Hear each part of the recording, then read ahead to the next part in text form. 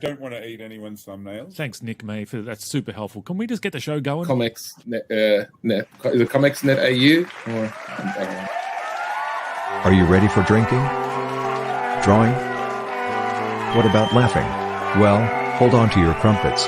It's season 2 of the ComX Friday Night Drink and Draw, with your hosts Sizzle and Spedsy, and the man they call Quick, plus Australia's most attractive artists and creators, many of whom have books for sale at comx.shop.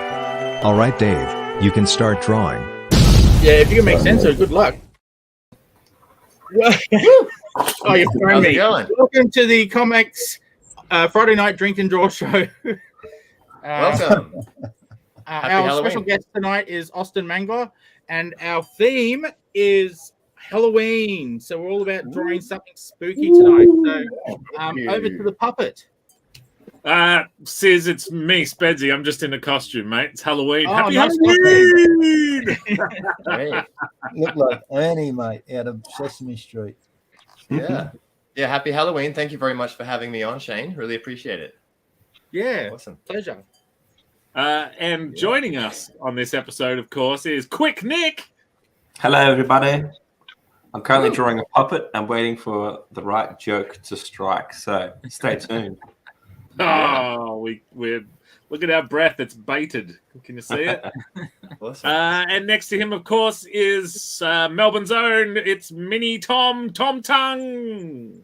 Hey, good to be here. How's it going? He's hidden.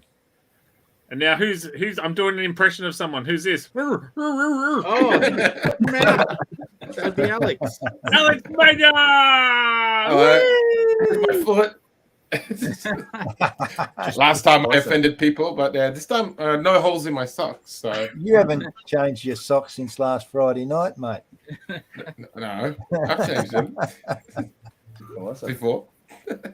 And in his rightful spot below Alex, of course, it is Nick Mayfield. ComX. G'day. Great to meet you, Nick, as well. Awesome. G'day, Austin. I'm going to draw a jack-o'-lantern to get us started. Oh, nice. Dave Dye, of course. Welcome to the Mate. show, Dave Dye. G'day, everybody. How's it And going, first man? time on the show, everybody welcome Sean Craig, the darker half. Whee! G'day, Sean, Welcome, How's it going, Sean. Sean? wherever you are. Here he goes. Oh, there Oh, he there's a is. picture of him. Yeah. Nice. Hello there, trendsetters. G'day, mate. Rodney Oh, Ray. And this week's special guest is Austen Mengler. Yeah. Oh, look, it wasn't a costume. It was me all along. How are you? Hey. Cheers, everyone.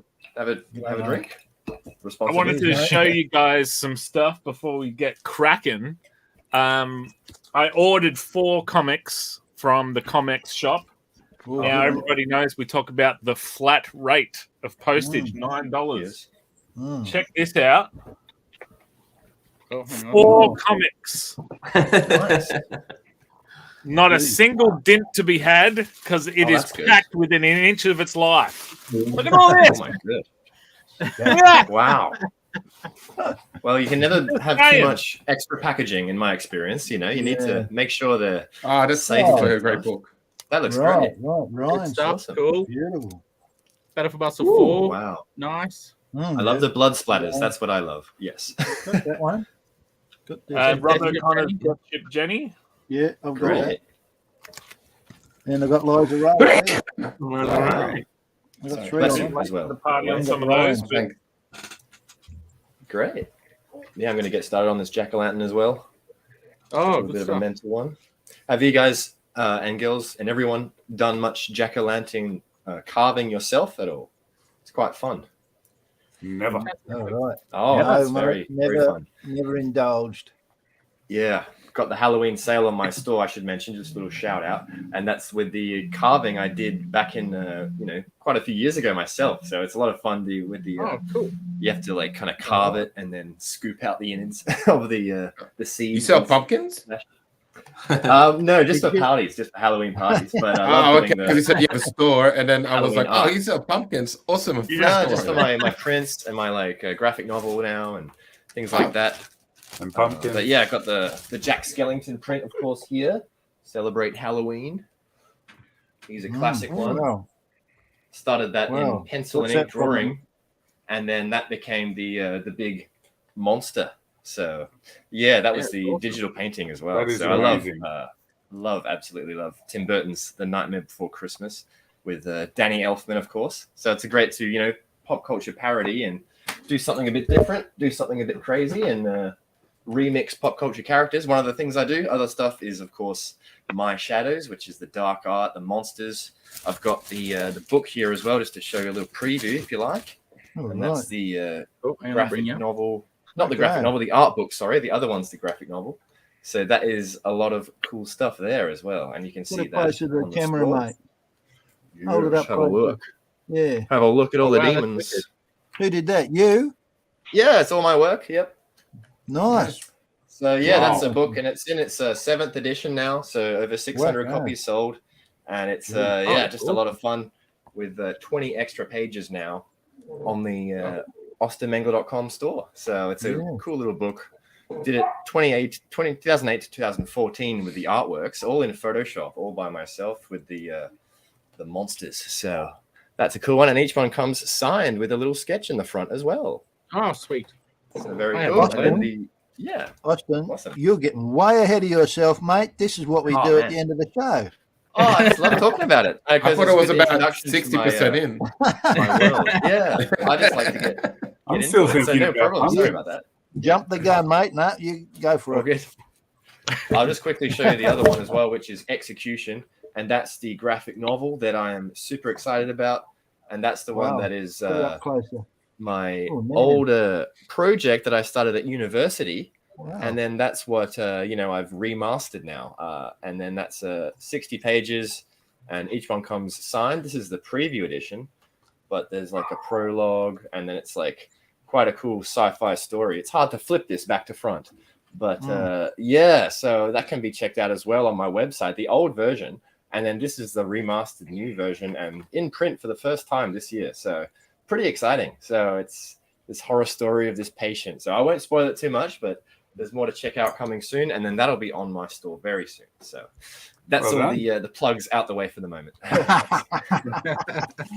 Mate, you've been working in the garden today, have you? Oh well, yeah, just been driving a lot and having fun with No, that. working in Why the do you ask? garden. Yeah, I love gardening. It's a lot of fun. Fingernails are filthy. Getting the weeds. Oh yeah, got the gothic stuff Fingernails going are on. filthy, mate. Yeah. Not as much, as experience with body mods as some people, but I'm, got my nails, so that's what I can control. And as an artist, I find I'm pretty good at doing the nails. So, all good for that. Well, that's Awesome. a job. What, do you have tattoos to match as well? No tattoos yet. But a lot of my people, friends and fans have got my stuff tattooed. I had some kind lady has the Jack Skellington behind her ear. And then wow. a guy has the Little Red Riding Hood piece I did as a tattoo on his whole sleeve. So that's pretty cool. So yeah, I love tattoos. Don't get me wrong. It's more of a can't decide on what to do. And as an artist, I'd always want to edit it later, I guess. So yeah, Yeah. hard to Can't rub stick it to out one once thing. it's on there, mate. I'm Yeah, sure how about Nick you- can how come about up you with guys? something quick because it's in his name. Yeah. Have you guys got many tattoos at all? I have a can few. give you- I can can't do. afford them. Oh yeah, cool. I got one done by the what's his face? Paul Abstruse. He's, Cool. A lot of Oh, comic cool. fans might know him. He does a lot of cool comics Yep. related tattoos. He's always on Supernova and other convention stuff. Yeah, And, yeah. So Yeah, I'm I a know friend he of did my- Paul's. Yeah, he's a cool guy. Paul. So there you go. Yeah, so he did my tattoo. So he just wrote "slippery when wet" on your butt cheek. Was that right? Yeah, no. thank you. Show us. No, Alex, or you're in he trouble. said just wide open. Oh, Mine was my. I Apple walked head, up yes. to the line. And just, Yeah, let's move on. Wow. Let's move on. Obviously, I wasn't. All right. So we're here to draw all things Halloween. So those playing at home, you're welcome to draw anything of a Halloween sort of theme. It can be a friendly ghost all the way through to your favorite horror icons and whatnot. But what I want to talk about, I don't know how this will go, but we'll see, is ghost stories. If we were to go around the room now, everybody has in their life the ghost story where your long lost auntie told you that they saw their great Uncle Jack and the something. I want to know. I want to hear it. Starting with you, Biz. I got nothing. Ghost stories. There's never been a ghost story in your life that there probably has been, but it probably was so. What's the word? I don't remember it. It's just not worth remembering. I can't think of the word. The story. I got nothing. I'm sure I've heard one. So was like, did you see a ghost and you were like, well, this is boring? Or maybe the ghost, possessed you and made you lose the memory. Something like that. Yes. Yeah, Sorry, Spence, I got nothing. No, that's all right. I mean, I have a. So, well, the scariest ghost stories to me are the ones where it's someone that you know and trust telling you something, and you go, "Hang on, that's." So, like the time not long after my grandpa died, may he rest in poop because he was a piece of shit. But not long after he died, my auntie was staying at his house with my grandma, and the light went on in the hallway. And my auntie said, "Kath," calling out to my grandma. She's like, yes, from her bed. "You turn the hallway light on?" "No, that's just Cole. Cole, go to sleep." And the light went off. Oh my gosh. The theory being from my grandma that was my grandpa flicking the light on. Yeah. And my auntie told me that. No reason to lie. Very normal, straightforward auntie. Yeah, wow. Well, that's so very spooky. Ghost story. Quick, have you got one? Have you got something? I got a little something. I just thought I'd draw Sizzle a ghost. Look at that. How good is that? Casper. Oh, nice. I think Sizzle would see a ghost and not be interested in it. It's just like, maybe I saw it's boring. Yeah. And just a disclaimer: I'm going to rip apart your ghost stories just for fun. So I'm asking for a ghost story, and then I'm going to poop all over your ghost story. Let's do it. All right. Well, it's not a ghost story straight up. It becomes one, I guess. Cool. So this one time this is a long time ago. I was doing some I was helping on a small film set, like for a university. So nothing like exciting. Yeah. And they were filming in the old Adelaide jail, like the mental ward. And I was like, because I was very young in my career, whatever, I was just like picking up cables and stuff. So I'm like wrangling cables, and everyone had gone to lunch. Everyone was outside the building, gone. And so I'm just doing it by myself in like the hall, like the museum hall of the of this ward. And there's like creepy mannequins and just like really old antique things around. And I had that sort of, that spider sense feeling, like something's a bit off, and I didn't quite know how to place it. Yep. And then I heard running. Someone was running through the halls, like these long halls, and like the visual in my head was that they were wearing flippers because it was such a loud, flappy foot run. And I thought, that's weird. Someone's in a real hurry, and they're running strangely, and that's sus. So I head out after wrapping up the cables. I can't start going a bit quicker because I'm sort of getting a bit freaked out. And there's someone at the front who's also wrapping up cables. And I was like, dude, was that you? And he was like, what do you mean? Like, was that you running around like a madman? Like, what was that about? And he was like, what are you talking about? I'm like, there's someone running in there. And they locked the place up tight because it's an old abandoned building. And he said, dude, I've been out the front for 15 minutes. No one's come in or out. Wow. And I was just like, that's weird. And I just thought that was the end of it. And I've since told people that story. And the response is, that place is super haunted. Don't you know that? So that's all I've got. Oh, my goodness. Ghost stories. Yeah. That's Good really story. tricky, though. Yeah. Yeah, I've had a lot of instances like that. Not like anything that strikes out at me, but lots of instances where you're like, wait a minute, did that happen? Or, you know, it's like you have that weird Spidey sense moment. So, yeah, no, it's definitely weird, but I was walking through the city, Melbourne one day with my wife, and we were early for a ghost tour. We were going to go on a ghost tour, which we don't really believe in ghosts so much, but the ghost tours are kind of fun. They give you a little bit of city history plus a little bit of like, whoa, and so it's a good time to be had. And we're walking down an alleyway and and just looking at the graffiti and whatever, and off that alleyway was a smaller alleyway. And I said, "Oh, let's go down here and take a look at the graffiti on those walls." And my wife stopped at the top of the alleyway, and she was like, "Oh, I don't know, I don't want to go down there." Now that's fairly normal for my wife. She's very rule following to the point of like she'll just assume that that's a private alleyway. We shouldn't be going down it. I didn't think anything of it. I came back out of the alleyway and we went to the ghost tour. The ghost tour takes us down the exact same alleyway to the exact same spot. And he goes, now a weird thing, often it's the females who feel a presence here and feel uneasy going down this alleyway.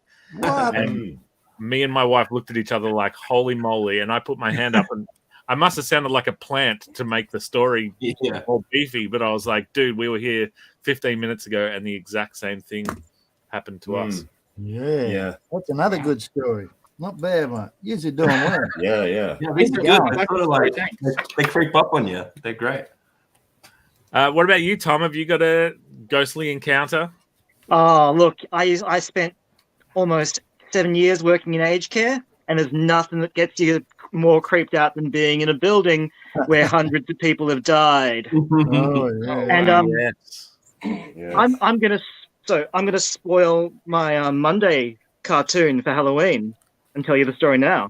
Please. Because both me and my partner's mum worked in aged care, and we were telling each other ghost stories from our time.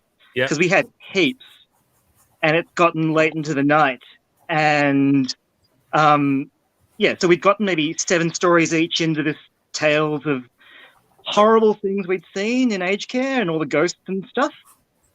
And she gets this chill down her spine, and she says, "You know what? I think we should." Does not finish her sentence because the chair she was sitting on, the leg spontaneously snaps off, and she goes down. What? Oh, yeah. Oh my goodness! It was creepy. Holy moly! So that's actually my latest ghost story, and that's crazy. Wow. Yeah, no, that's creepy stuff. Well, it's always stuff like that. Wow. So the rhythm I'm getting going here is that I get one story from you guys, then I tell you one, because the moment I start thinking about it, there's more. So I don't know if you guys have ever done a seance before. If you don't know what a seance is, you have a board with letters on it, and you all hold a Ouija board. Yeah. And you've all got your finger on it, and it goes around and spells stuff and whatever. So a bunch of us are in my mate's bedroom, and our girlfriends are in the lounge with the parents of the house, and we're calling back all these. We're trying to call things, and nothing's happening. And then someone suggests we call Madonna, and we were like, "What? Madonna's alive? All right, let's do it." And we get a few sort of bits in, and then someone says, Madonna is actually like the name of Mary, like of Jesus, Joseph, and Mary. Mom. And right about that time, the girls who were in the lounge come bursting into the room, and they go, "What are you doing in here?" We said, "What? What?" We're all sitting in the lounge, and the coldest feeling just went through all of us. Sort of seance or something. Wow. Yeah. All right, Alex Major, what do you got? Yeah. I don't have a scary story, but I can tell you guys because I don't believe in any of this stuff. Like, I'm one of those people who would happily just live in an apartment that somebody has died in, and I'd be like, cool, bargain, I saved money. you know. And so I don't have that, but I did do have a stupid Halloween story because I was an exchange student in the US for a year, and I was 17 years old, and I insisted to go trick or treating. Like, that's usually for like 8 to 10-year-old kids, and I'm like, screw it. Yeah. Screw it. I'm in America. I just want to have an American experience. So I went there, and I was this like 17-year-old almost man, just trick or treating with a bunch of kids. What are you dressed up as? Oh, just like some vampire thing, nothing interesting. Got it. But yeah, but my girlfriend believes in all this stuff. She watches all these like ghost shows and stuff like that, and she hates talking to me about it because she knows that I have like zero belief in that kind of stuff. Yeah. Have you guys seen the movie? What's it called? The one by the same director as Midsummer, Hereditary. Have you seen that horror movie? That's a really good one. Love that movie. Toni Collette, lots of good actors in it, and great direction. Yeah, very scary. How does it compare to Muriel's Wedding? Oh, basically the same story. It's a bit of a different kind of horror, isn't it? Muriel's Wedding, the horror of awkwardness and of where lying gets you. You're terrible, Muriel. Yep. I'll take that. You? Awesome. Nick May, were you shaking your head at Hereditary or at Toni Collette? Which do you disapprove of? ComX. Oh. No. What the hell? I love them both now, equally. Nick, you used to live in a big house with there was a long hallway, and the whole section of hallway I'd never been down. Now I'm not saying it's haunted. I'm just saying I've never been down there. What have you had any ghostly encounters? So that house that I lived in for a long time is haunted. So it's looking. I never really experienced it myself, but awesome. A member of my family did, and people who lived in the house afterwards also experienced that there were a number of ghosts in one particular part of the house, one outside trying to get in. And yeah. Derailed. Keep going. Yeah, so it was an old house. Yeah. So you would come in imposing front doors, and then there was a short corridor that opened up into like a hexagonal waiting room. It was pretty big. We used to have a table tennis table in there, and all our bedrooms came off that. And then there was the long hall that went down to the bathroom and the rest of the house. And the scariest thing that's ever happened to me in my life, I walked out of my bedroom into this hexagonal thing, and it's pitch black in there. And the only way you can tell where the hall is to go to the toilet is the moon sort of shined through a glass door at the end of the corridor. So you step out of your room, you go around the table tennis table, and you wait till you're facing the right way. Yeah. So I could see the outline of the window that I was looking for, and somebody was there in front of me, and I was like, oh, jeez. So I moved, and they moved at the same time. So I moved again, and they moved. And I was looking at a mirror, the light coming through the front door, and it scared the bejeebus out of me. And then I just had to take 2 steps that way to go down the hall. But that was my very first fake ghost story. Yeah. Where now, I was something very scary. I don't want to say I don't want to say that the ghost was me, but there was an instance where I stayed at your house, and it was one of the first sleepovers in my young life. And I did get up in the middle of the night to ring my parents to say, "Pick me up. I don't want to stay here," because I'd just seen a weird man in a hexagon. That's classic, man. Yeah, no. So, Nick, I think it's a different house because I don't remember a hexagon, and I'm talking about the one that had the pool and the barn. Oh yeah, no. This was the house before that. So we lived in a house that was built I don't know, around 1900. Wow.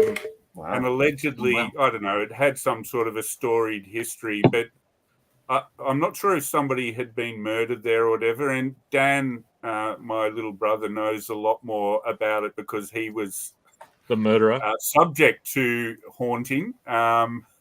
So my poor little brother grew up terrified of ghosts and suffered in silence for probably the first, 13 years of his life. Oh boy, that sucks. Anyway, but that's his story to tell. Dan, I know you're watching. Send something in. I do have one Dan ghost story. One time we played in a band together, Dan and myself. Right, in a band, were you? We and you that toilet. As payment for a gig, we were allowed to rehearse in an abandoned factory that was going to be torn down in a couple of years. So they couldn't.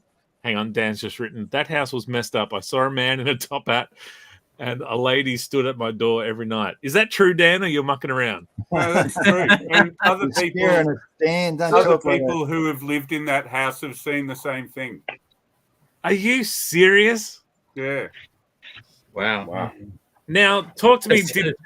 Did 13-year-old Dan, had he heard the story of the top hat and the lady before he saw them, or did he come to you and say, saw this dude in a top hat, and your brother Paul's taking his top hat off, and he's like, what, really? So what happened was I knew nothing about it, and then the woman who bought the house off us did some renovations or whatever and invited our family over to see the renovations, and I didn't want to go. And Dan and one of our sisters went, and the woman said, did any of you ever experience ghosts when you were living here?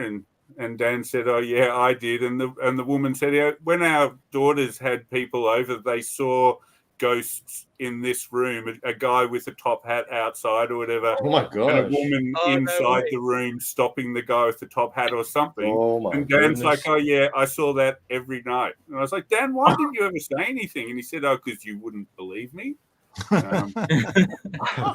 The lady that lives in the house now showed me a photo of the man and the woman. Jesus. Holy moly. Wow. I'm not going to sleep tonight now. No, I know. Yeah. It makes my story with Dan and ghosts absolutely nothing. But so we would rehearse in this abandoned factory, and so there was no lights or anything. You had to run a generator or something to the outside, and so we basically had enough of the amps and like one or two lamps. And so it's this old brick factory in Richmond, Cremorne Street, Richmond, and or maybe it wasn't a generator, maybe it was or just power in this one part or something. But basically, it was pitch black outside of our little band circle. So we're standing in this little circle of light, making noise. But then if you look across, say I look at Dan playing bass, behind him is just complete black. And then so we would like finish a song, and then you would hear the reverberations of our song, of our loudness coming off windows and everything. And it was the eeriest sound of just coming from in the depths of the black. But that's nothing compared to what Dave Guy's about to hit us with. This man went to war. What sort of ghosts are we talking, Dave? Have you got ghosts? Miss you, Jaden. I've got one story, but it'll take too long, so I'm not going to tell it. Oh, come on, we have time. Oh, come on. No. It goes on forever. And Give us the abridged version. Pretend it's the synopsis on the back of the book of the story. Why don't you tell the story and then Nick thinks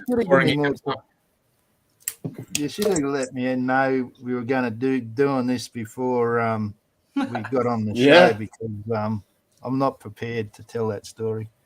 So I can't do it, mate. We were told a ghost story, Fisher's ghost story, when we were kids. That's the only one I can tell you now. You know the Fisher's ghost? No. Fisher's Ghost Creek up near Sydney, in Sydney. Let's hear it. I can't even remember. It's an old legend about a ghost. The person was traveling along the road, and at night and there was someone sitting on the post on the bridge, and they told him,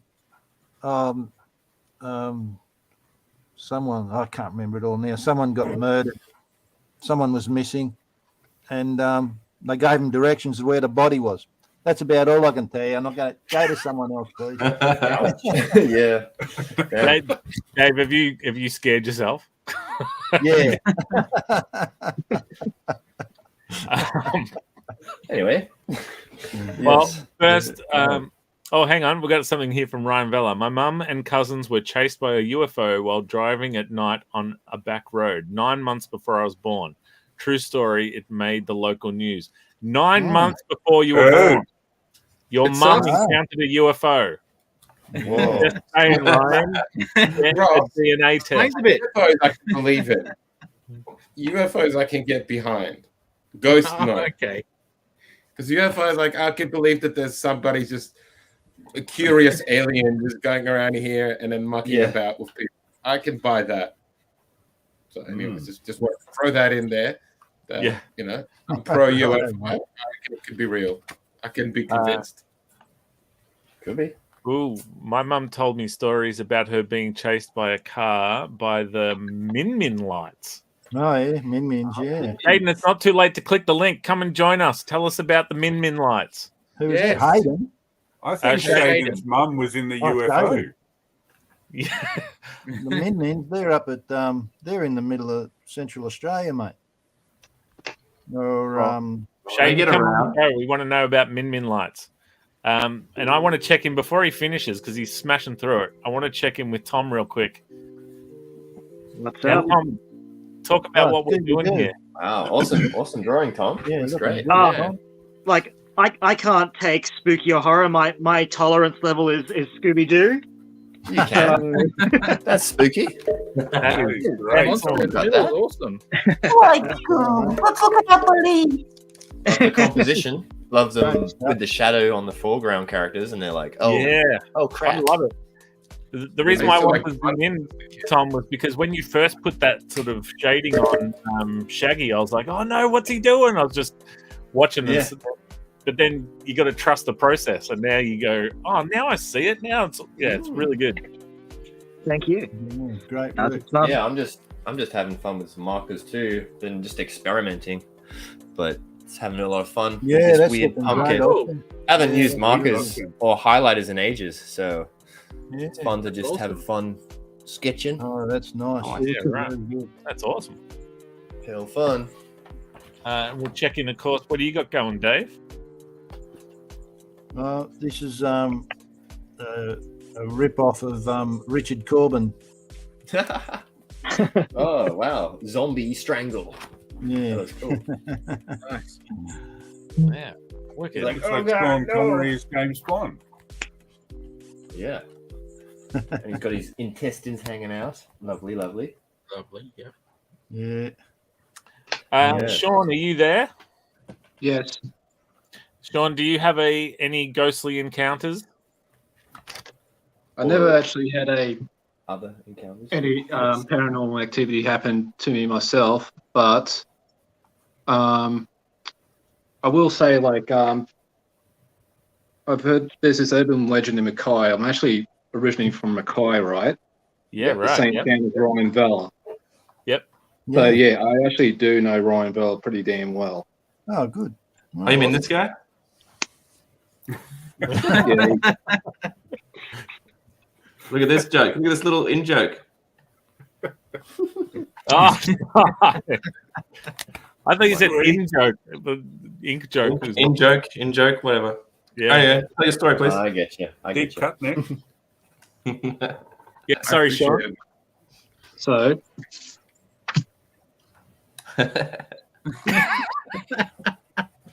this is like a long time ago. Like, I think this was like almost before like the year before we entered the 1900s. Like, there's this story of like if you're traveling from Mackay going to Bacasia, you got this road, right? And then like before you hit the mountain, like there's this other road that it's a turnoff. I'm not sure where it goes somewhere else, but the legend is like not everybody's in Mackay has heard about this one. Like I heard this one back when I was a teenager, and what happened was like this guy, like before the 1900s, like he was it like in the early 1900s or something? Like I think it's just when they just invented cars or something. Like I have to kind of check up on my early days. Yeah, the early days. I'll just say the early days. Yeah.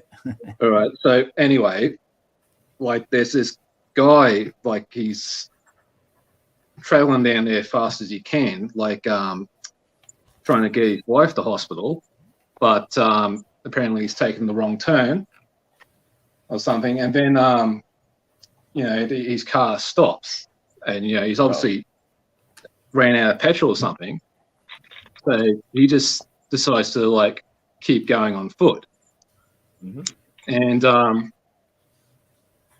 little later on, like the poor guy ends up getting run over. Oh no. So the legend actually is like if you go down that road during the middle of the night, this guy, like who looks like from the old days, supposed to appear in the back of your car. Oh my god! Yeah. And you actually hear him like speaking, like he's more like just saying like he needs to get to the hospital, take him to the hospital. That sounds like a diabolical plan by a supervillain, some sort of horror movie or a creepypasta or something. Oof. So that's. So I have gone down that road myself, and nothing happened. So that's still a bit of a legend. You were too good for him. You scared him off. Yeah. Awesome. There's this other like Chinese legend that I was reading the other day too. I've actually told this to my Chinese girlfriend too, but she's like, I never heard of it.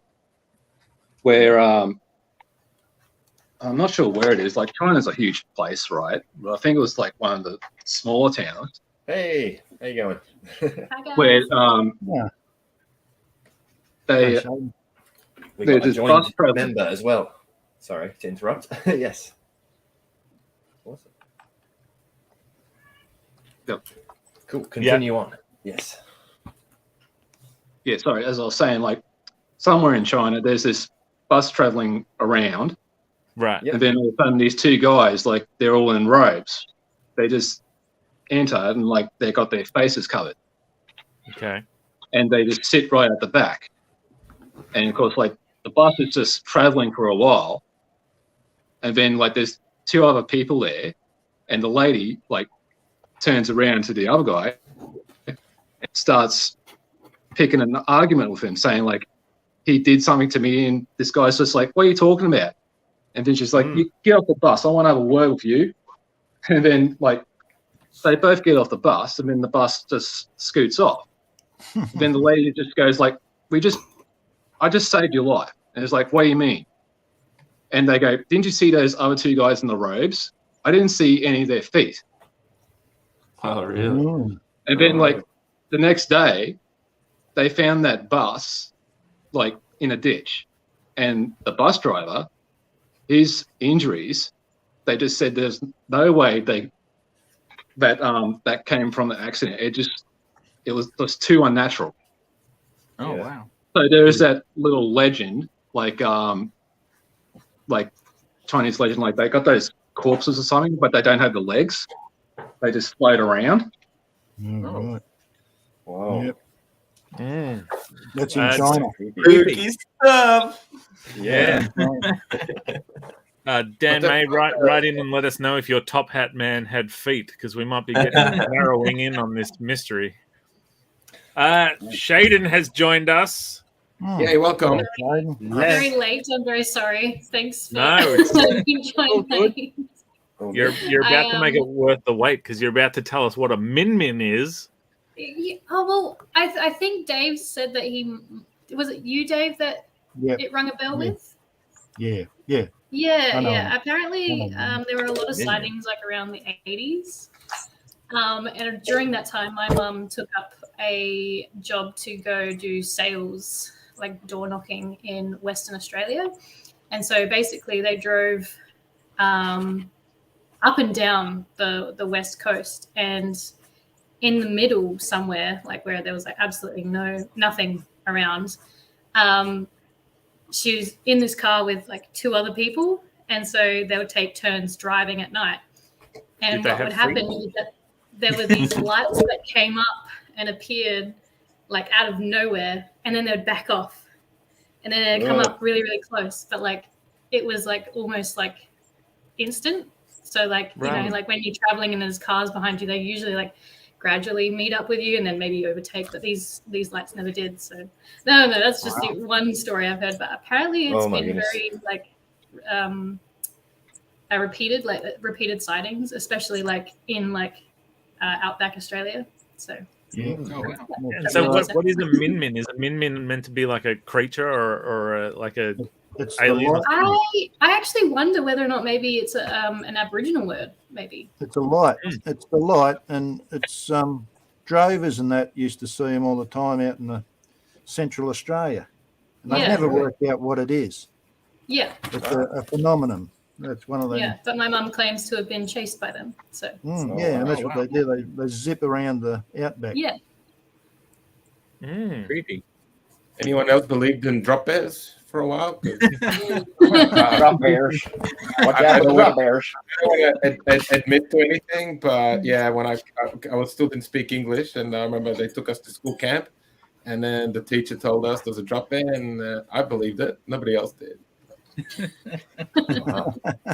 Anyways, now as an adult, you know, like thankfully in my 30s, I was like, no, I don't think it's real. Yeah. That's why I don't believe in ghosts anymore. Yeah, the drop bear phenomenon is hilarious, isn't it? I think I did an artwork of a drop bear a while ago, and having someone like being attacked by one. So it's great that other states and other countries think it's a real thing. So it's There's a comic about it. Funny, I think, isn't what's the comic? I think there's like a Bogan comic. What's the comic? There's a I think Nick May. You know what I'm talking about? Yeah, Bazza.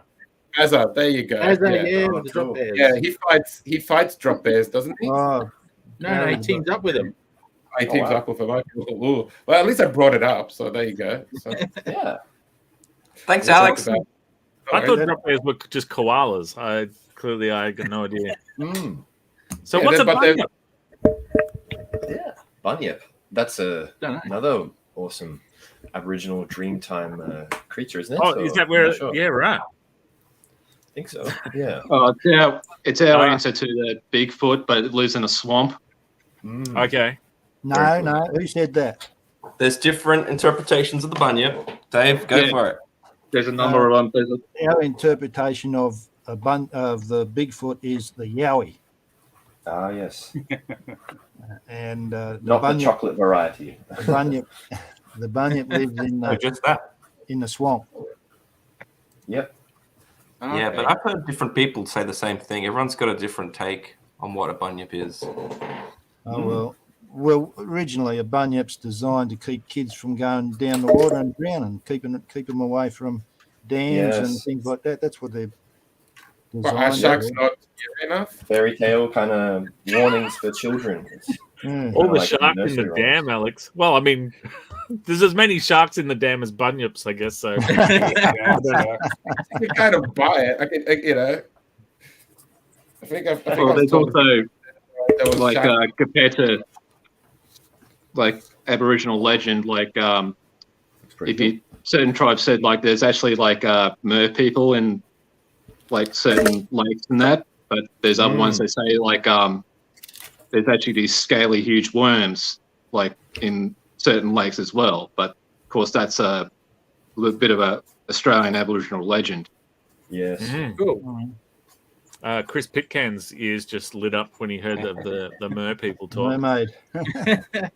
They reckon that the dugongs, the sailors sailing around Australia used to see dugongs, and they used to reckon they were mermaids. Yeah, I've heard that. Now, That's I'm funny, showing my ignorance again. What is a dugong? A dugong, a whale, isn't it? It's a real thing. Like a sea cow. No, it's a sea cow, yeah. Yeah. Yeah. Now, so what's an emu? We all have to start with It's a Facebook, meme. don't we? We haven't got time to explain it, Rob. And you know, here in Perth, Australia, we've got Rot Nest Island, and of course, that one has all the quokkas on it, and they're very cute. And that was because the settlers thought it was rats, so that's why it's called Rot Nest. So Rat Nest Island. Yes. Yeah, right. But yeah, have you guys ever been to Perth or seen a quokka? Because definitely recommend it if you ever I've come been to to Perth. Perth, but we didn't get out. Also, look missed. I remember it's like I've got my partner's Japanese, and I remember we went to Australia last time. Oh, sorry. Yep. And I took a photo of a quokka for her. She didn't care. Oh, yep. And we come back to us to China, and then she's like, we lived there anyway. So we came back to China, and then she shows me on the phone. Next time we're in Australia, I want to see these. And then I just showed her on the phone, and I'm like, we really did. Anyways, we did come back. We did see quokkas in Sydney in the zoo in captivity. They're nice animals. Now, the real ghost story here is that none of us have seen Alex's girlfriend. He speaks about her a lot. He herself lived in a swamp. Conveniently, she's in Japan right now. So, is she really? Watches this. Yeah, Sure, she went there for.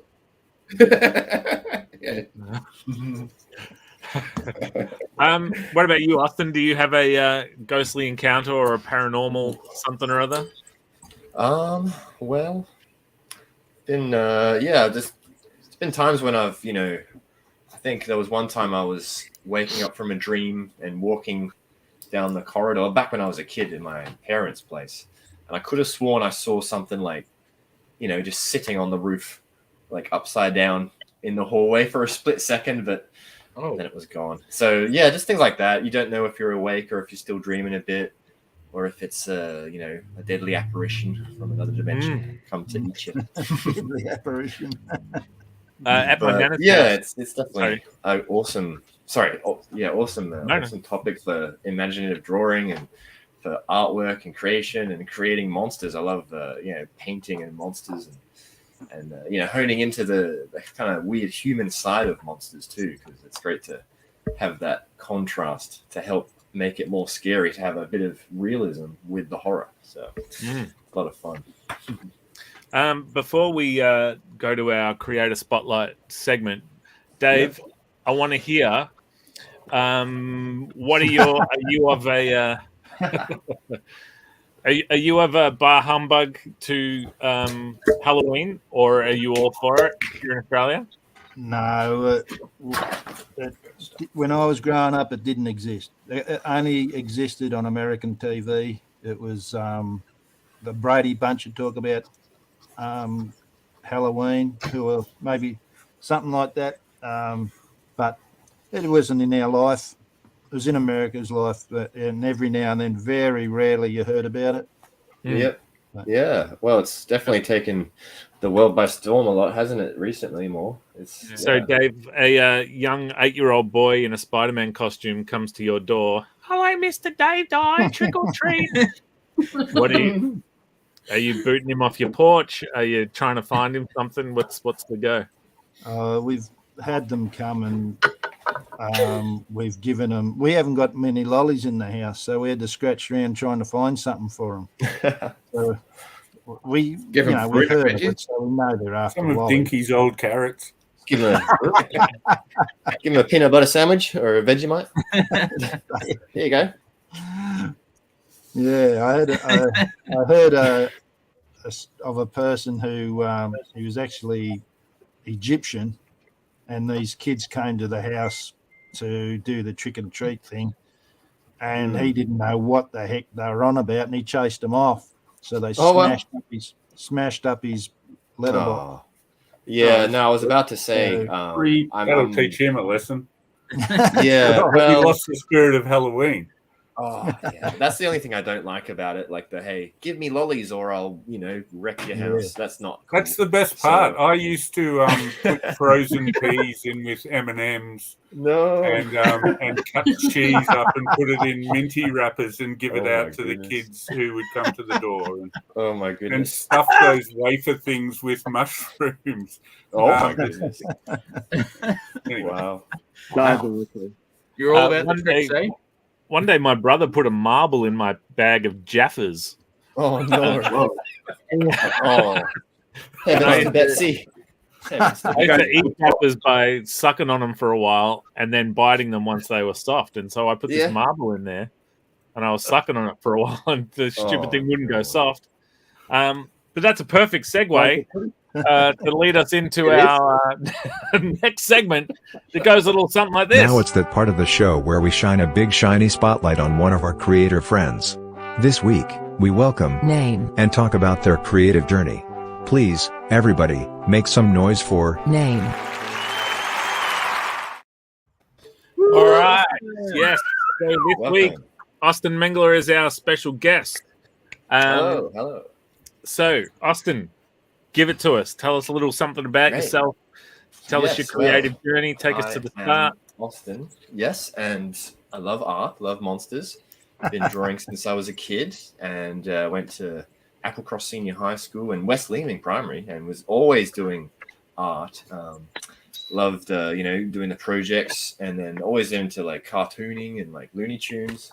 And then, really got into more like funny horror stuff as well with, horror movies, video games like Shaun of the Dead. That was a big influence on me. Combining like comedy and horror.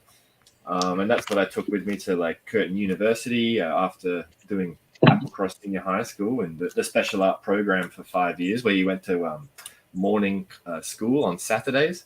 So that was a lot of fun in high school, and learning sculpture and painting and heaps of art theory as well. And then back to uni afterwards, and that's where I developed, the kind of pop horror series of pop culture parodies, and then also my graphic novel series Execution.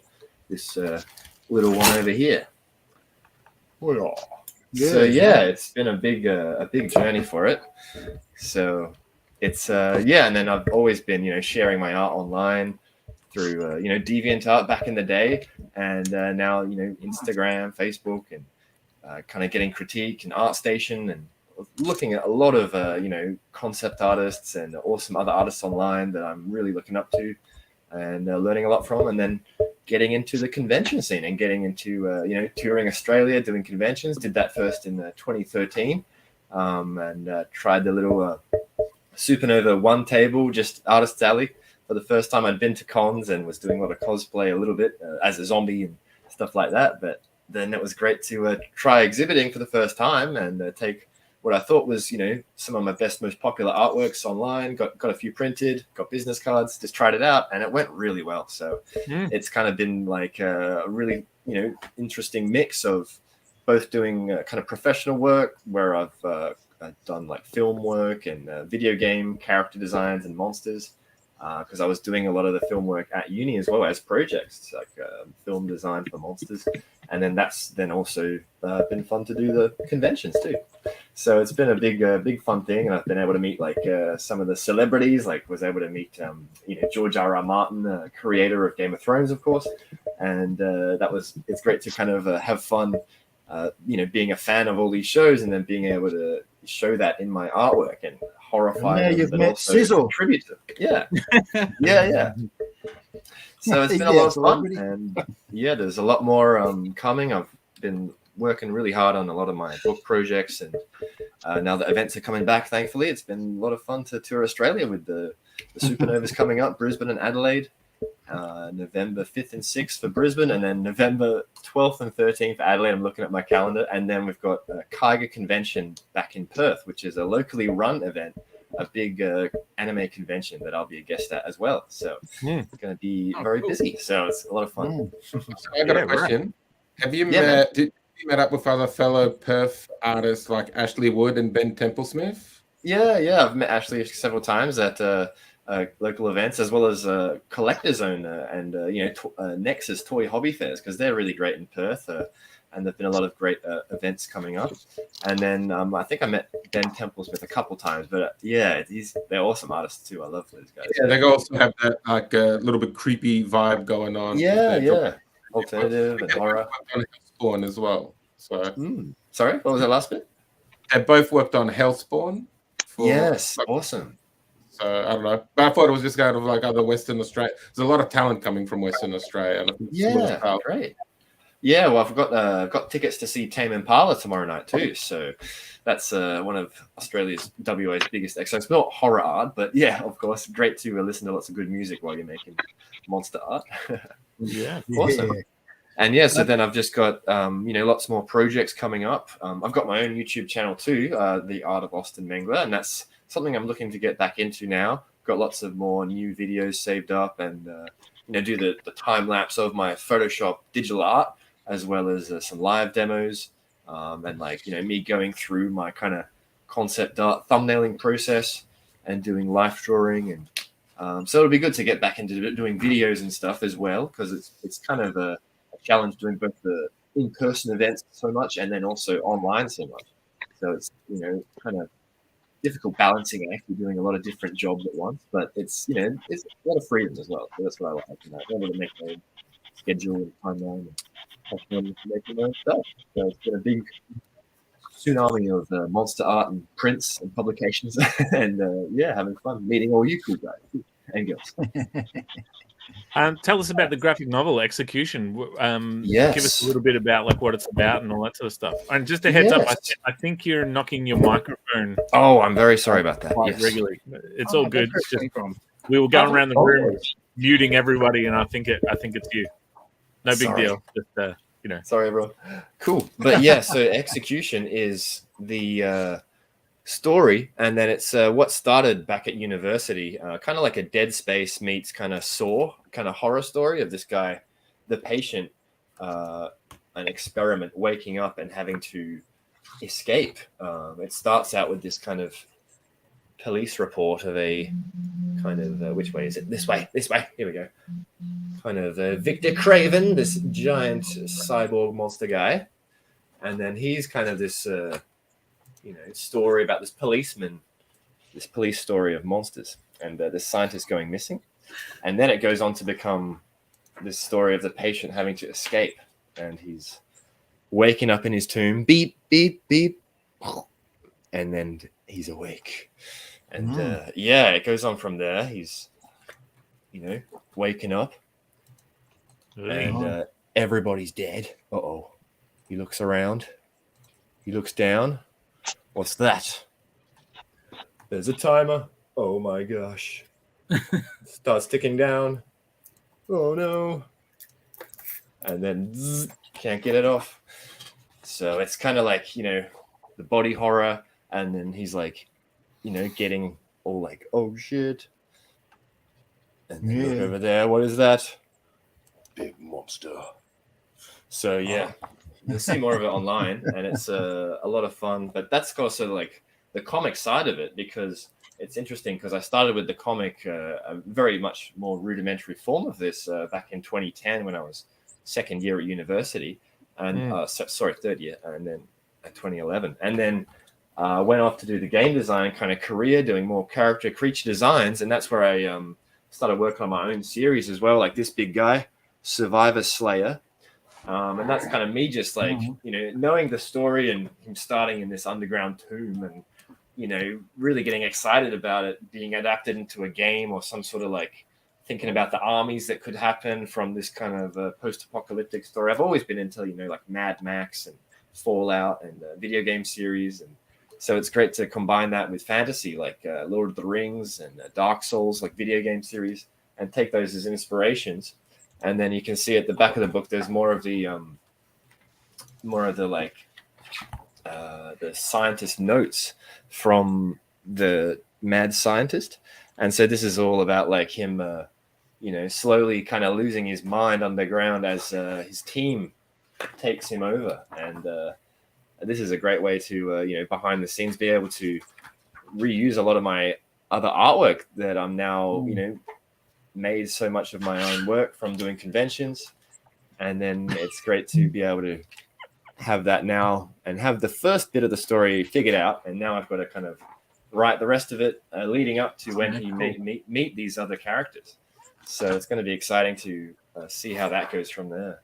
Nice Sorry, stuff, I've not mate. had much experience with showing a book back to front on stream. It's a bit of a learning curve, but it's a lot of fun. And then I've got lots of these weird monster designs. Like this guy's called the Constrictor, and that's kind of like playing with the weird, body horror theme, like taking the human form, like the tongue, and like remixing it to make it into an arm. And that's kind of like, it's cool to see my older work, but now I'm able to remix it and boost it up a bit and replay it. Yes, and I've got the chat there. Have you ever played Bloodborne?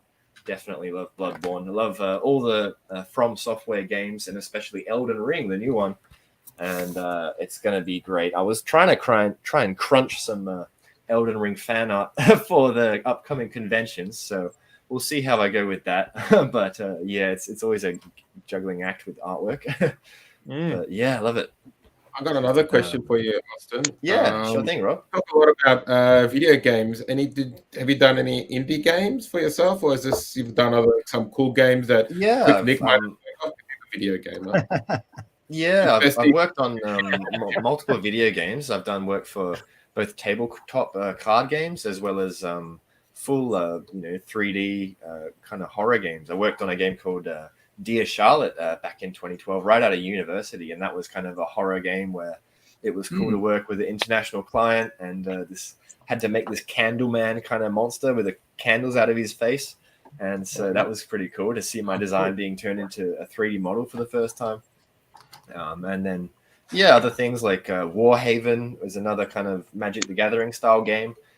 So I've been doing lots of publishing work over the years, and then the latest film work I did was in 2019, The Faceless Man, which was a really cool Melbourne film project that I designed the monster for, and then worked on with Emma Rose, as well as the director, James DiMartino, and then worked on with Jenny McIntosh for the poster. So it was a lot of fun. So yeah, it's been really really fun working both in lots of different industries, and then doing my own thing as well, and playing games as well as making them. Yeah. Wow. Awesome. Wow. That Thanks so much. Yeah. You keep pretty busy, mate. Yeah, it's a lot to do, so it's a lot of fun, but it's really rewarding as well with the conventions and being able to share my work with people, like in person, and as well as online, of course. So it's a really humbling experience you spend a lot of time in your kind of art bubble in a way, working, and then the cons are a great way where people say, oh, did you draw this? Or, oh, how did you make this watercolor?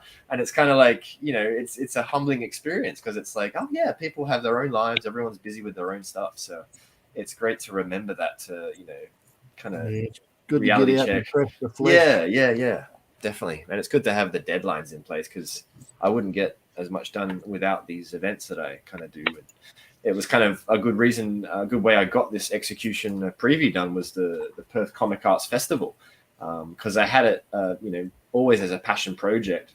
And I was kind of planning on doing more of a concept art book first, like a tome of all the character designs and personal monsters I'd had saved up. But then I thought, hey, I've already got this comic event happening in Perth. Let's do it. So it was cool to have the preview copies printed for that, and now I've edited it since then and have the full release available for the conventions and coming to the web store soon. So it's been a lot of fun. And then I'll be putting them in comic shops hopefully soon. Chaos Pop and other ones here in Perth, as well as be hopefully finding places around Australia for them too. That's ComX, mate. And ComX, of course. Yes. Great. Awesome. Yes. Well, thanks so much, Austin. Now, one thing we do on the show when we have a new person on that we've never had on before, we have to check in with them and get a little, how do you do? A little, tell us about yourself. So, Sean, are you there, buddy? Can you hear me? No? Sean? Hey! Sean, who is your daddy and what does he do? But instead of your daddy, who are you? Tell us about yourself. I'm just a wannabe like amateur comic artist or manga artist, whatever you want to call it. I've been doing it for a number of years. I've actually started Mackay thanks to Ryan Vella. Right. Met him and I actually used to share a flat with him, and I've actually played in the same band as him. So me and him, we used to be in this band Killrag. Yeah. But after a while, I just I wanted to just leave Mackay because just back at the time, if you weren't in the sports of raising family, it's the most dullest town. So I left. Ryan decided to stay, and I only just started out doing autobiographic comics at the start, just in a zine format. Later on, I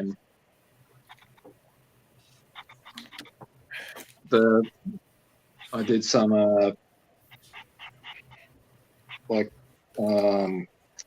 what do you call it? Just various comics for I did some stuff for Fatsville, I did some stuff for Ashcan, and awesome. I was even able to make it into the infamous and notorious Sick Puppy magazine. Oh yeah. And just at the moment, before I was working, I did a pretty big project of with a writer from Perth, actually. Is that Zenyaku? Am I saying that? Yeah, Zenyaku.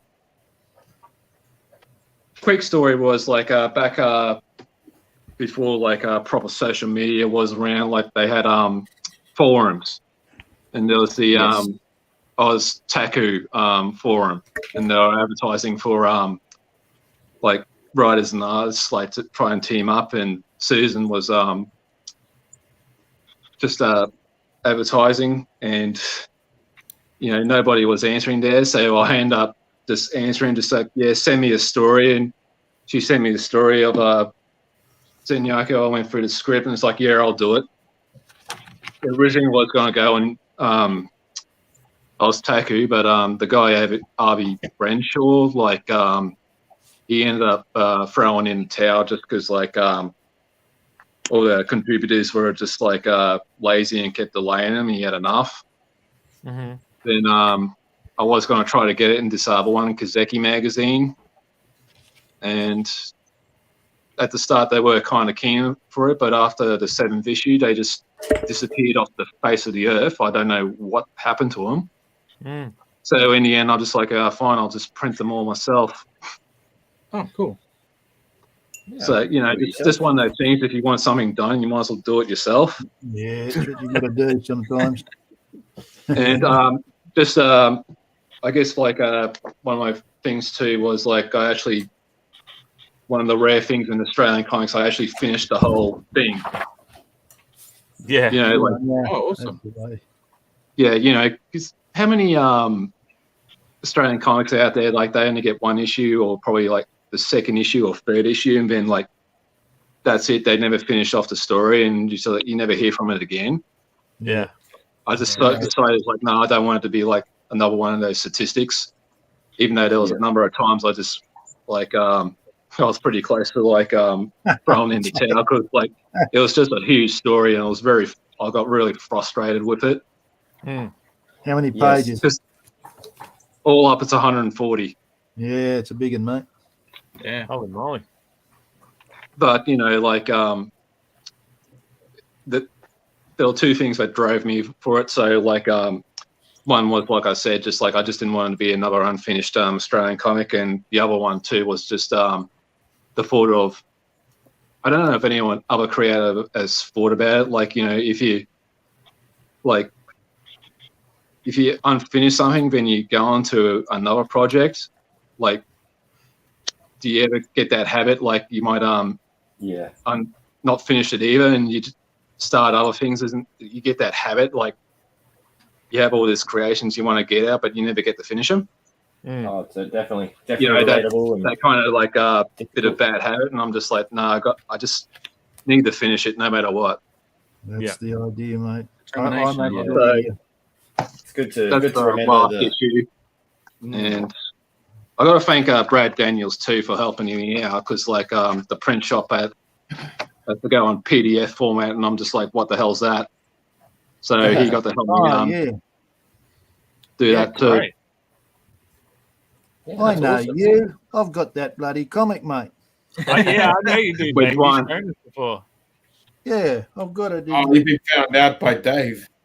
Yeah, I must have been after the show. I was telling everyone to get a hold of this comic because it's a bloody good story.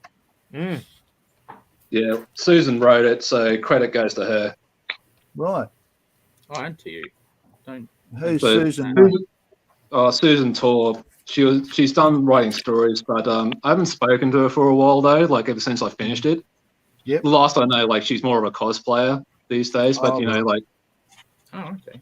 It was also like she presented her stories to a number of artists, but of course they're just like, I want money and that. And then she's just like, I don't have that. And they're like, oh, forget it then. So I just being a good Samaritan, just like, yeah, I'll just do it for free and all that, and just print it out and just like see how it goes.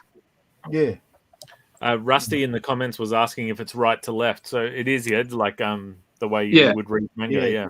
It's Because like it was those publications, Oztaku and Kazeki magazine, they were doing it right to left. Instead of like starting it again for the third time, I just went, I'll just keep going like that. Yeah. I didn't have any problem with it. It's just like working in reverse. Yeah. Yep. Awesome. Thanks, Sean. Well, Sis, it's getting to that time, buddy. Should we take a look at some art that's come in? Yes. Okay, so I will start with the first one from Manuel Bow. He's having a bit of a complaint about that costumes don't come in sizes bigger than 2XL. So that's awesome. There. That looks Give him some candy, Dave. That reminds me of that old animation, Batman Spider-Man, if you've ever seen it. It's a hilarious collab of big Batman and big Spider-Man as best mates. And it's like a cartoon. Oh, cool. Batman, lollies, mate. Yeah. Yeah, no, it's great. That's going to be me at Halloween after all the lollies. Yep. Oh, man. Awesome work. Beautiful, Manny. Great and work, I must say, Manuel, if you're watching, your art has come on leaps and bounds, mate, over the last year or two. Really fantastic, mate. Great to see. Well done. Yeah, that's awesome. Next is Danny Nolan. Danny. Oh, yeah, so we've got a writer drawing for us again. Danny. Yeah. That's well done. Danny, that's awesome. Detail. Yeah. Oh, I get good, it. yeah. Notre Dame. So who we got? The Mummy, the Hunchback of Notre Dame, a Stormtrooper, and Bigfoot? But it looks like they're coming to help to put out the fire, so that's nice. Oh, yeah. I reckon that's a Yowie, actually. That's a Yowie. Yeah. That's a Love it. Good to keep it on topic. Thanks, of Danny. the stuff. Yeah, great job. And a regular of the show, Dan May. Oh, wow. Hey. Dan May, who was born on October 31st. Was he? Oh, no way. Meant to Halloween be. baby. That explains all the ghostly problems. It was like Jack. Great, Dan. I just Well, it found looks out like this today guy. that that's 31st is when Halloween is. Oh, okay. That's when With it's on. Neil Blandon sent one in. So good Oh. old Neil Blandon. Right. Oh, yeah, done, great. Neil. Thank you. As Looking always. awesome as usual. That's creepy. Yeah. Awesome. Well done. And Hugh McGowan, who's becoming a bit of a regular in the Yeah, art good on you, Hugh. divisions. Oh, look, mate. That's Oh, that lovely. skeleton. Yes, I am Jack. Right. the Right. Pumpkin Right. King. Jack Skellington. And during the show, he decided to, because he drew this before the show, during the show, he drew this one. Oh, Oh, right, mate. Yeah, Thanks for stopping me. I should draw Jack. Good on you, So he mate. drew another one. Yep.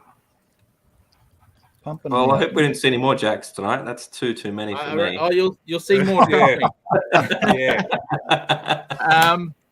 Duncan Prenovicius throwing in bin. Oh, Kid. yeah. Oh, yeah.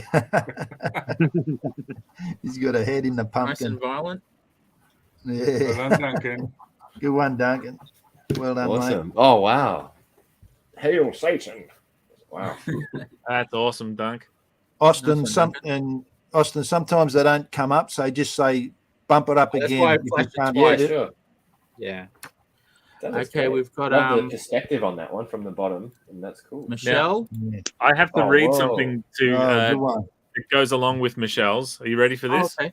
Yeah, All yeah. right. Now I don't know how to say the name, but so I'm going to butcher it. The Mananangul is an old mythical creature in the Philippines that separates from their lower part of body, and their fangs and wings give it a vampire-like appearance.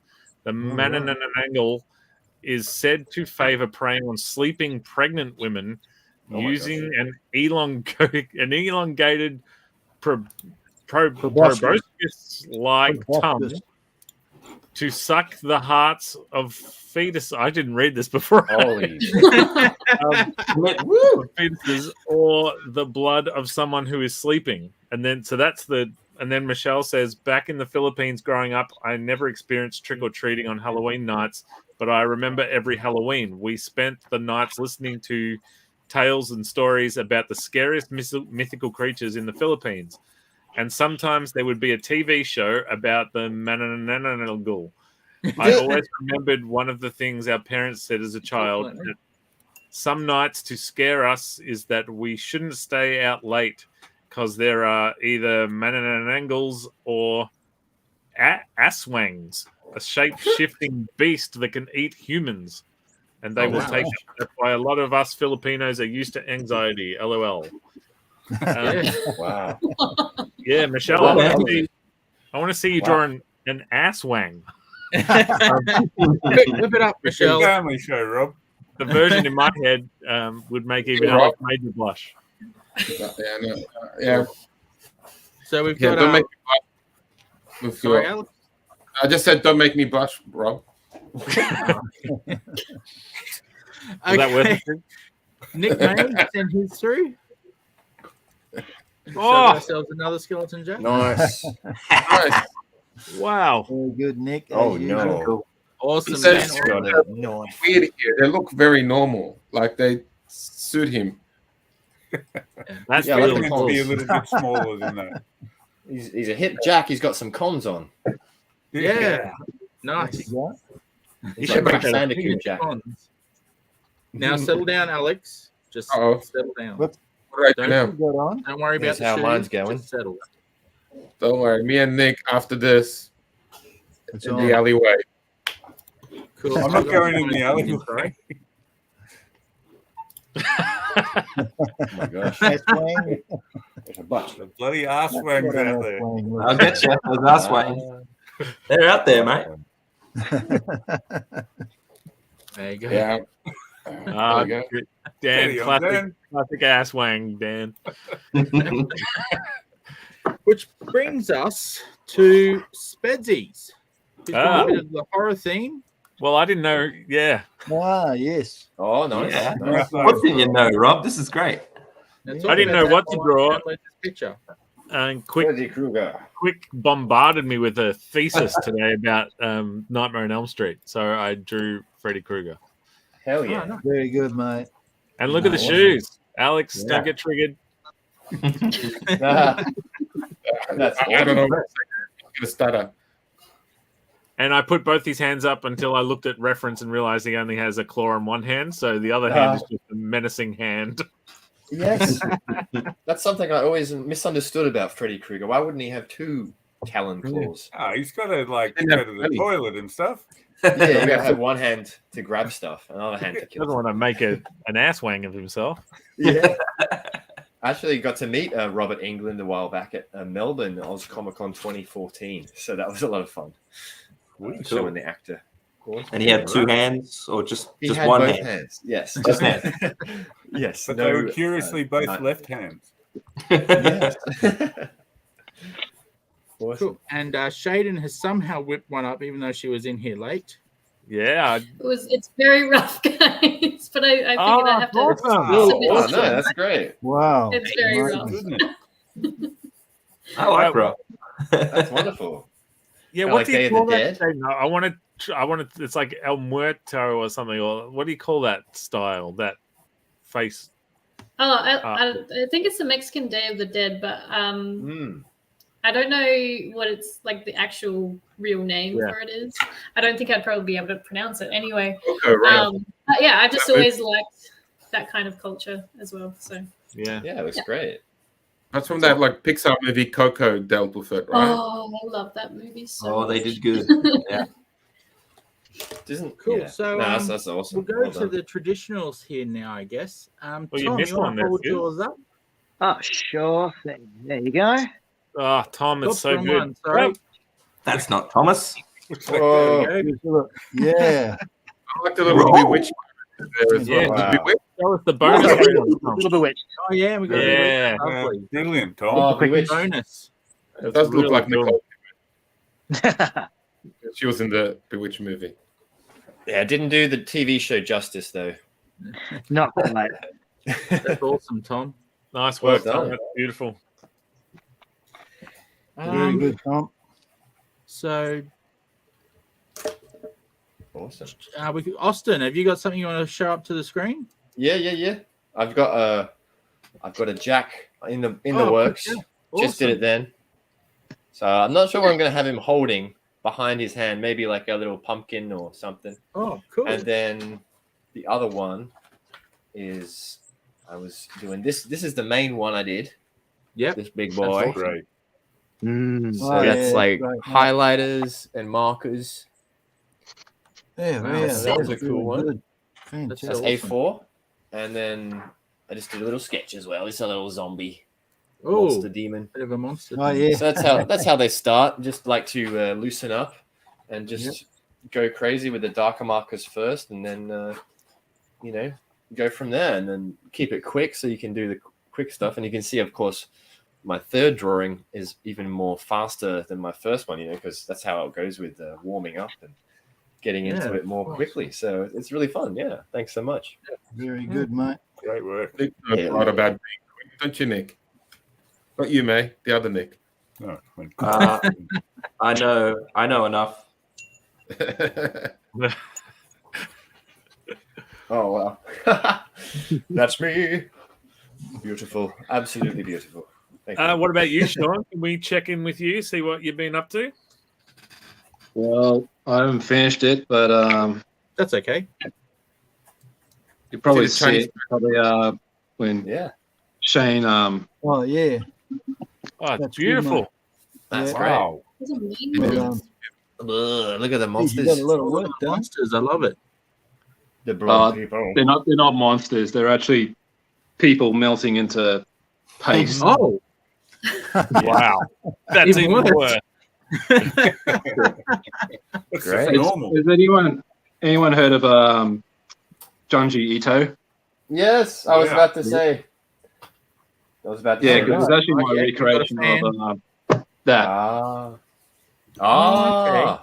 So it's a study. Okay. Yeah, Cool. you can say that. Especially like you can't look for it. It looks like it's done from the Yeah. 50s. No, great job, man. Great recreation. Awesome. Yeah. Awesome, man. Awesome. Yeah, I love Junji Ito horror. It's so much fun. All those horror stories and it's so Yeah, great. this is the only one I've got actually, but I gotta say it's like a pretty damning weird kind of horror story, like the Japanese horror, like so. Especially like the ending, like it's a kind of odd ending, like it just ends abruptly, but then like it makes you think, like like that actually asks the reader, it's like, guess it's up to the reader to decide what happens after all those events. Yeah. So there's probably Yeah, heaps sometimes. of videos doing like theory, Yeah, about sometimes the most horror is left up to the imagination of the reader. It's sometimes more horror to leave a little bit untold. Yes, very good. Yeah, good well, stuff. pretty much the Asian horror is just like there's more to it. I kind of find because like they have that thing like there are fates worse than death. Kind of like unfortunately like Western ones, it's usually like the monster coming out and just tearing everything to crap. Yeah, you know, getting killed and all that. But with the Asian ones, like they have they get a bit more inventive, a bit more psychological. Especially, yeah, especially like you know, like The Grudge and The Eye, like those kind of ones. All right. So we're gonna cross over to Dave now because he's got words. He's going fancy tonight. Ooh, Dave's a poet. Dave's got the whole shebang. My God. Whoa. Could you please read it out to us? Says, look, I appreciated Fred. the Ricky Martin reference. Yeah. Says, look, Fred, I'm sorry I killed you and stole your wife and all your money. Can't you take a joke? Oh my gosh. Fred is pissed and he's back from the dead. Why did you do it to my wife? I love it. I will get you. That's great. That's crazy. Love the lighting and the background. Awesome. The colours are very washed off on my screen. I don't know what they're like, but this is purple up here. But does to me, it's purple. Okay. It's coming through blue for me, but that could just be my monitor. The colours are red. You need to get your computer fixed, dude. Yeah, it looks a lot better in real life than it does there. No, it looks No, it looks good, mate. What are you talking about? If I you love are it, Dave. at home thinking you would like to see Dave's work in real life, all these works of art that Dave puts together on the show are available for purchase. You can do so by reaching out to Sizzle, and you can get yourself a one-of-a-kind Dave Dye piece. So don't be shy reaching out. I'll show you my inspiration for this one. This was Richard Corbin. I'll show you. I've got the original in front of me just over here. Yep. Over here. Put it next to it. So there's that's what he did. Oh yeah, cool. Oh yeah. Awesome. So that's the inspiration for that one. Yeah, wow. Nice. Awesome, Dave. Love zombies. Now it's that time of the night. We bring the mood down. Yeah. And we put on some crappy art. No. No such thing on this show, mate. No such thing as crappy art. It's all good. We go Sizzle. Oh, I love it, Sizzle. That's great. That's awesome, Sis. Great I work. love his little smile. He's smiling. He's happy about Halloween. Get the head. That's great. That's enough of that. Good. Now to bring the mood back up. We've got ourselves an animation. Will people recognize who it is? I think I know who it is, but we'll see. Let's see it. Ooh. Oh. Is it Bo Chudley? Yeah. Is it Bo? There you go. Yeah, it is Bo. That's wicked. That's awesome. When I hear vampires aren't real, but he's also offended if the brand. Oh, I don't know. Maybe one day. Maybe one day Bo will understand how to use a computer, and then he can be online with us. Yeah. That's great. That's really Hopefully fun one that day. he made that while we were talking as well. That's awesome. Yeah. Yeah, he's pretty Very amazing. clever. Alex. Very good, Yeah, I mate. used to do a bit of flash animating back in the day, so it'd be great to get back into that. Lots of stick fights and massive stick fights animations. So much fun.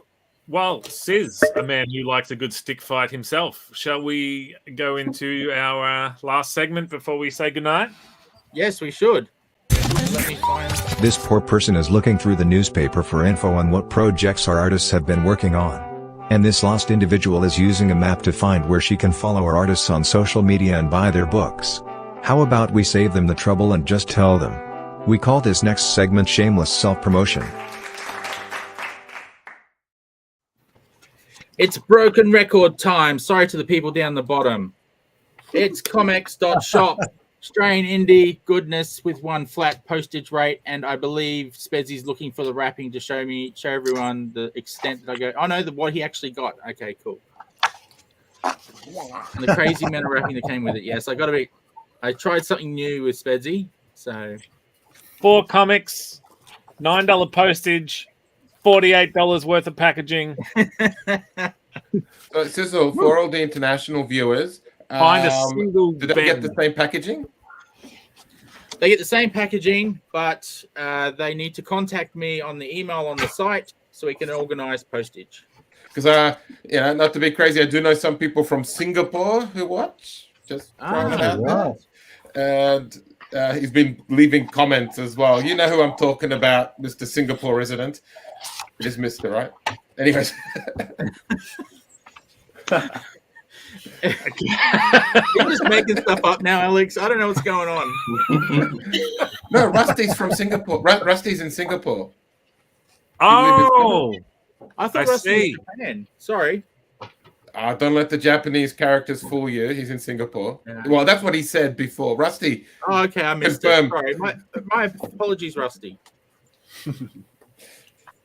Rusty, tell us. He says. In the meantime, Rob, over to you. Oh no, Rusty says Japan. Oh crap, I was wrong. I'm sorry. My apologies then. Oh, why did I think Singapore? Somebody else from Do Singapore? your research, Alex. Yeah, come on. And we've got Shaden here too, Lady Google. You could have just asked her. At the ready. I haven't talked about this for a while, so here's this book. Nice. Oh, that's right. So this is a book called Vamoose. It's got a picture of Dave Dye on the cover. It features the works of not only myself, but Nick May, Dave Dye, Hayden Spurrell, Emily Grace, Dana Lawson, Ben Sullivan, Nicole Kane, Chris Pecan, Beck Halley, Peter Wilson, Robbie Donaldson, Millie Holton, and Alex Major. It has all kinds of beautiful art and stories, all based around one central theme. The theme of this issue being robots and rowboats. Some people take that literally. Some people tackle it in a metaphorical sense, like we're all rowboats at heart when you think about it. Yes. So if you want to get your hands on a little showcase of Australian indie talent, go to psychojanitor.com now and get issues 1 to 3 of Vamoose. Thanks, Sis. You quick. I've got a book. It's also got Dave Dye on the cover. True story. Enough of that. You can find my stuff at detectivebudgie.com or I'm on Instagram at detectivebudgie. And on Tuesday next week, I will be the very special guest on Lee Chalker's Chinwag show. So about an hour of me, if you can handle it. And I won't be doing quicks, so I don't know what I'm going to do myself. We'll find out. Okay, fun. That's a good one. It is. Thomas Chung. So Mini Tom goes up online every weekday. Today was day 2,385. Every day. Wow. At Facebook at TomTungComX and Instagram at Tom_Tung. Wait, Tom, tell us again. How many 2,000 something? What was it? 2,385. Wow. How many years is that one a day? That's how many years is that? Let's calculate it. It's clean out here. That's over 100 years. Yeah, it feels like it. Tom also has these little cool collections of some of his stuff as well. Whoa. Oh, cool. Tom, where can you get your books from? Yeah. I took my book to the print broker, a little local guy who has a bunch of connections with the print houses. Good. Yeah, awesome. Sweet. What about you, Alex Major? I got apologies to make. Sorry. Apparently, I screwed up today. So Duncan, my apologies. Next time there'll be nudity in the gift. Apparently, I'm no fun as well. Sorry, Rusty, and also apologies. accusing him of being a Singapore resident when he clearly isn't. And also make sure to like this video. Even if you don't like me, you like Rob. So make sure you can and subscribe. You know, you don't want to subscribe to me, you want to subscribe to Dave, and then ring the bell like the cat. And and share it around as well. We don't have a gift for that yet. Maybe one day. Yeah, and, maybe one day. Oh, there you go, Sharon. That's a good one. That's like an ultimate move against the enemies. Kick them in the face. Just more of a pat down dance because Nick's into the French dancing. Yes, correct. The can we like to call it. Yeah. Yes. So just to pimp some stuff, I'm going to pimp some old stuff. If you go to Spud the Bear on Facebook, you can actually buy toys. I didn't bring my toys. I'll show them next couple of weeks, but they have some comics. I don't know if they sell these yet, but some comic strips I did. You can find that. So if you go Spud the Bear on Facebook and Instagram, you'll find all that info. English or Hungarian, mate? It's English, but it's from Hong Kong. Oh, that makes sense. In English, so we can read it. Yeah, so actually, like since I left, it's became more of an educational thing, just teaching Hong Kong kids to say English. English didn't do that before, obviously. And then, that wasn't a joke. Anyway, moving on. Also, I did a video clip last year for a guy called Willow, is a country musician.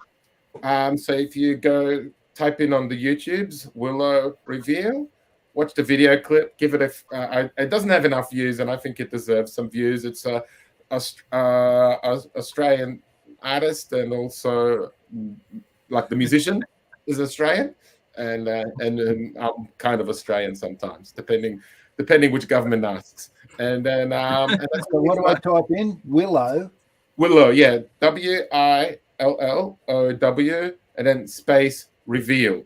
Reveal. Oh, not reveal. Sorry, release. Don't do it now. Not while you're watching the show, and it's basically country Australia. So that's what you you come back Australia, and there's some animations. There's like a eagle flying around. There's like a dingo doing this. They just ruined it for me. That's really the ending. That's how it starts. Don't tell him the ending. Yeah. And there's a Holden Commodore in there as well. Not Commodore, like some Holden pickup truck as well. He also begins at the beginning, so it's. You're just trying to throw in more spoilers. Thanks, Alex. Oh yeah. Anyway, it sounds really cool. So anyway, so it needs more views. So give it a click, and then now I'll quiet down, and Slow Nick can continue more than I did. Thanks, Alex.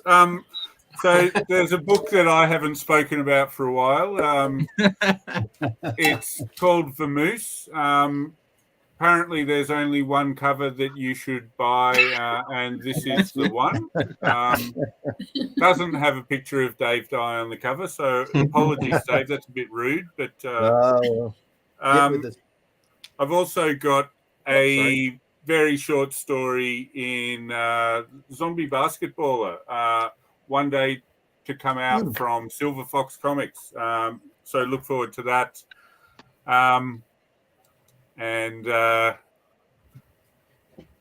Correct.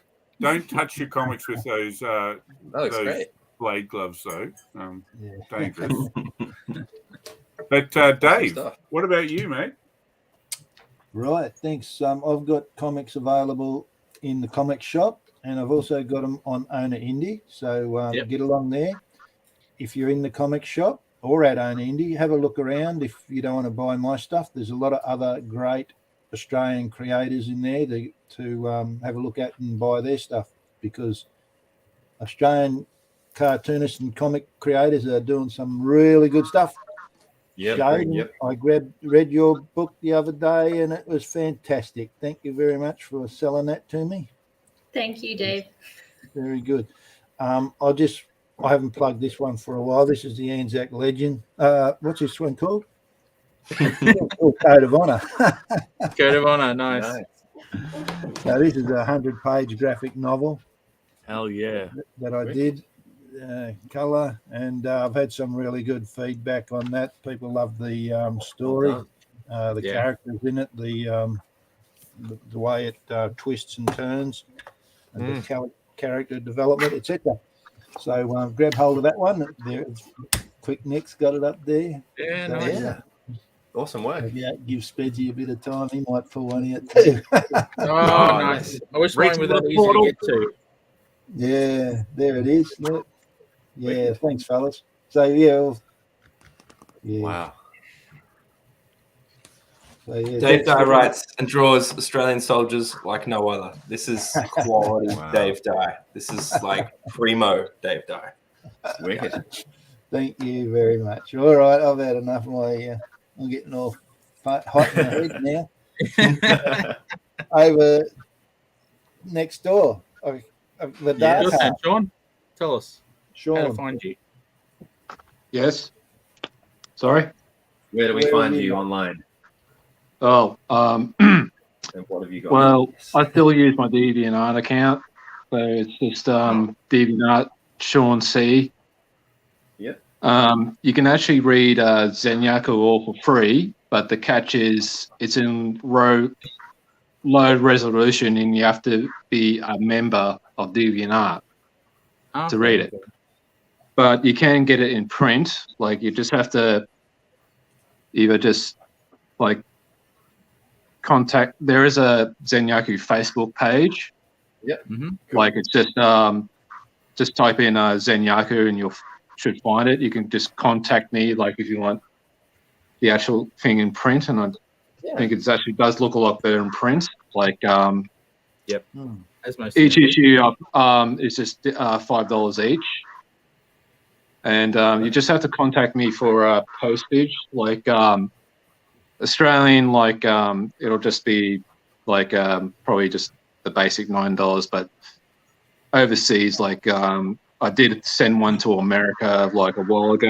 It costs like $37. Oh wow. Ooh. Yeah, So but like Beautiful.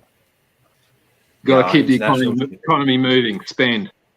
Yeah. Yeah, that's right. That's the But spirit. yeah, so I'm actually on Instagram as well, just Sean Craig Art, and I do have a YouTube channel which on the Dark Half One, and it's I'm just upload like videos here and there whenever I can, just me doing my art and that. Like it used to be a music channel, but I'm decided to change it, and I do have a Twitter account too. Yeah, sounds good. Still my name, Sean Craig Art. I was pretty close to like deleting it a while ago, but thanks to Elon Musk, like I ended up getting an extra 30 followers all of a sudden. Wow. Oh, nice. So thank you, Mr. Musk. He's there for you, mate. Yeah. Over to you've That that's is everything. Sean? Yep. Yep, right, Um, Shane. Thank you for letting me gate crash tonight, guys. I'm very sorry I was late. My comic is No Man's Land series, which came out originally came out in 2018, and then was remastered into this bad boy here in 2019, and is still ongoing. I'm up to my third chapter of the series, and you can buy it through my website, which is shadedart.com, which is the name just here. I've also got Facebook, Instagram, Patreon, YouTube, and TikTok under the same name. So if you're after some behind the scenes content, you can find it all there. Awesome. That's this cat. Highly recommended. Thank you. Oh, yes, Google it. Shady art. Awesome. Yeah, I love that comic, No Man's Land. Really cool. Yeah. Well done. And then on to me, of course, Austen Mengler. Thank you again for having me on. AustenMengler.com is my website, and that's the main hub for all my stuff. But I'm also on, of course, social media, Austen Mengler Art on Facebook. Got the Jack almost finished there. And then, I'm on Instagram, just Austen Mengler. But my main website store has got the sale on at the moment. So I've got 20% off everything at my austenmengler.com/store. So you just enter the code Pumpkin King 20, and that gives you 20% off everything, including very expensive original drawings, as well as my remastered art book. My Shadows, Volume 1. And then, yes, soon to come to the store is Execution, the graphic novel I've been showing. But you can also see a lot of my pop culture prints and heaps of the awesome art I've done over the years. So, yeah, heaps of cool stuff on there. And then also on the Patreon and all over social medias like ArtStation. And, got my own YouTube channel too. So feel free to check that out too. Awesome. Was that Pumpkin King 20, Austen? Yeah, Pumpkin King 20, and that's the code that you enter at checkout. So feel free to just put that. But on the store, you can also get the 2 for 50 prints or 5 for 100 prints, which is the best saving available for the A3 prints. So now, cool. I thought I heard you say something about being at the Brisbane Supernova and the Adelaide Supernova. Yes, I'm going to be a guest artist at both Brisbane Supernova coming up next month. November 5th and 6th at the Brisbane Convention and Exhibition Centre, and that'll be really fun. I'm going to have 3 tables in the Artist's Alley, and it's going to be a big show and bring lots of artwork for it. And then I'll be back in Adelaide as well. I'm really excited. First time I've been there in 5 years, and it's going to be fun doing that one on the 12th to 13th of November. Then after that, I've got the Kaiga Convention, as I mentioned, which is a big locally run anime convention in its 2nd year. So definitely recommend you guys checking that out in future or checking out on the online stuff. That's on the 19th and 20th of November. And then finally, the last show of the year, Collector Zone Toy and Hobby Fair, a nice local toy fair that also has artists and local creators. And it's just like a half-day show, so it's great to just show up and reconnect with all the fans and be able to share some new work. So yeah, been a very, very busy year. So it's good to have November be the last month and then get all ready for next year. So, yeah. Where are you from, Austen? What town? Yeah, from Perth. So it's here in Perth, WA. So, yep. So feel free to check it all out. And then I do all the mail orders myself. And it's great to be able to ship both the A2 biggest ones I've got, limited edition. But I've also got the open edition A3s, all the pop culture parodies, My Shadows, horror art, heaps of fun stuff. Awesome. On tomorrow too, I should have said, is this thing. It's nice.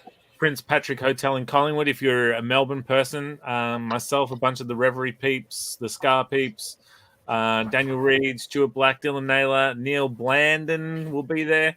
Whole bunch of people. So come on down if you want to chat. Dash. Yeah, and as Neil said, Dash. Because I don't want to do.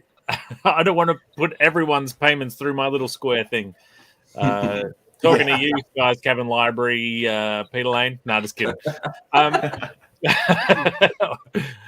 right. That's our show. Yeah. So, Sis. Bring cash.